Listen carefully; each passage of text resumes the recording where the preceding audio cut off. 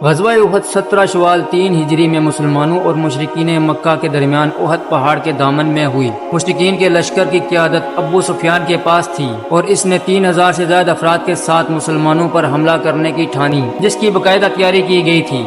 Mister informative کے دیکھنے اور سننے والوں کو السلام علیکم۔ مسلمانوں کی قیادت حضور اکرم صلی اللہ علیہ وآلہ وسلم نے کی۔ اس جنگ کے نتیجے کو کسی کی فتح یا شکست نہیں کہا جا سکتا، کیونکہ دونوں طرف شدید نقصان ہوا اور کبھی مسلمان غالب آئے اور کبھی مشرکین، لیکن آخر میں مشرکین کا لشکر لڑائی ترک کر کے مکہ واپس چلا گیا۔ غزوہ بدر میں مسلمانوں کو شاندار فتح ہوئی تھی۔ اس کے بعد علاقے کی قوتوں بشمول قریش مکہ اور یہودیوں کو اندازہ ہوا کہ اب مسلمان ایک معمولی قوت نہیں رہے۔ شکست کھانے کے بعد مشرکین مکہ نہایت غصے میں تھے اور نہ صرف اپنی بے عزتی کا بدلہ لینا چاہتے تھے بلکہ ان تجارتی راستوں پر دوبارہ قبضہ کرنا چاہتے تھے جن کی ناکہ بندی مسلمانوں نے غزوہ بدر کے بعد کر دی تھی۔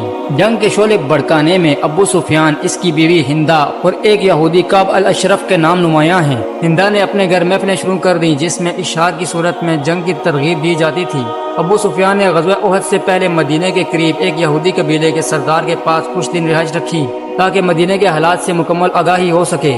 ابو جہل غزوہ بدر میں مارا گیا تھا، جس کے بعد قریش کی سرداری ابو سفیان کے پاس تھی، جس کی قیادت میں مکہ میں ایک اجلاس میں فیصلہ ہوا کہ جنگ کی تیاری کی جائے۔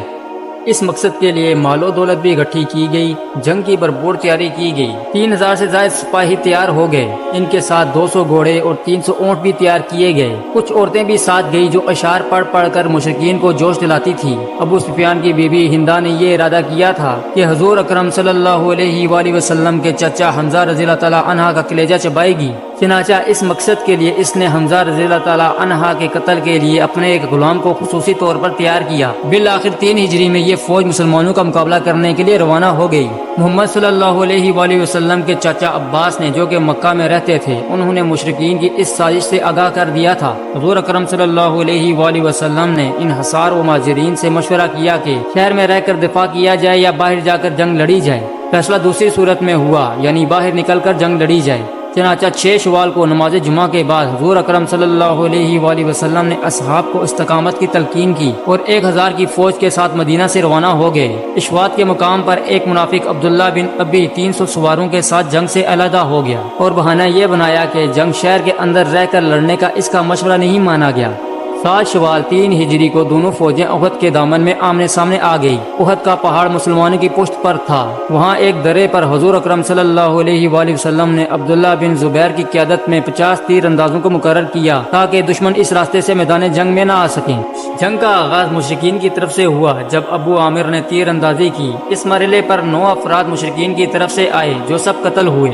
دوسرے مرحلے میں مشرکین مکہ نے گٹھا بھرپور حملہ کر دیا۔ اس دوران ان کی کچھ عورتیں ان کو اشعار سے اشتعال دلا رہی تھی تاکہ وہ غزوہ بدر کی عبرتناک شکست کا داغ دھو سکیں۔ ابتدا کی زبردست جنگ میں مسلمانوں نے مشرکین کے کئی لوگوں کو قتل کیا، جس پر مشرکین فرار ہونے لگے۔ مسلمان یہ سمجھے کہ وہ جنگ جیت گئے ہیں، چنانچہ در عینین پر تعینات اصحاب نے حضور اکرم صلی اللہ علیہ وآلہ وسلم کی یہ ہدایت فراموش کر دی کہ درہ کسی قیمت پر نہیں چھوڑنا، اور درہ چھوڑ کر میدان میں مال غنیمت اکٹھا کرنا شروع کر دیا۔ صرف 10 افراد رہ گئے۔ خالد بن ولید جو اس وقت مسلمان نہیں ہوئے تھے، انہوں نے موقع غنیمت جانتے ہوئے کوہ احد کا چکر لگا کر درہ پر قبضہ کر لیا اور مسلمانوں پر یکدم پیچھے سے وار کر دیا۔ اسی اثنا میں یہ افواہ گرم ہوئی کہ حضرت محمد صلی اللہ علیہ وسلم کو نعوذ باللہ شہید کر دیا گیا ہے۔ یہ سن کر اکثر اصحاب نے ہمت ہار دی اور راہ فرار اختیار کی۔ کچھ لوگ میدان جنگ سے فرار ہو گئے اور تیسرے دن واپس آئے۔ کچھ ارد گرد کی پہاڑیوں پر چڑھ گئے اور افسوس کیا کہ وہ عبداللہ بن ابی کے ساتھ کیوں نہ چلے گئے۔ کچھ لوگوں نے یہ سوچا کہ حضور اکرم صلی اللہ علیہ وسلم کے بعد زندگی کسی کام کی نہیں۔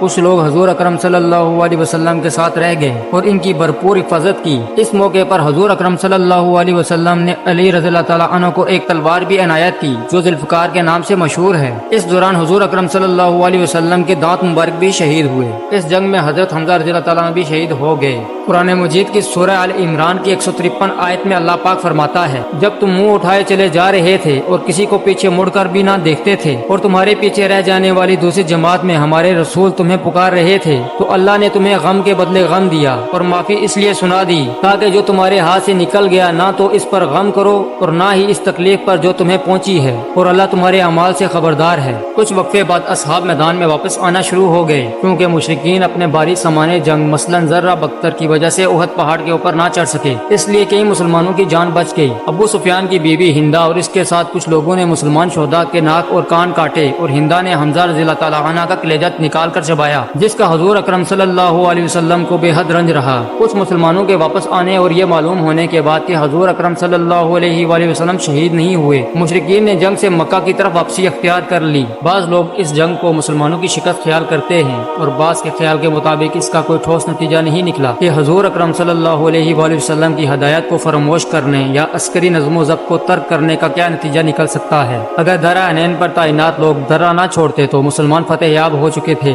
اس جنگ میں 70 مسلمان شہید ہوئے، جبکہ 27 مشرکین ہلاک ہوئے۔ مسلمانوں نے اپنے شہداء کو وہیں پر دفن کیا۔ اس غزوہ میں کسی حد تک شکست ایک تعمیری شکست ثابت ہوئی، کیونکہ مسلمانوں کو کچھ سبق ملے جو اگلی جنگوں میں کام آئے۔ اللہ نے قرآن پاک میں یقین دلایا کہ حزن و ملال نہ کرو، کیونکہ بالآخر مومنین ہی غالب آئیں گے۔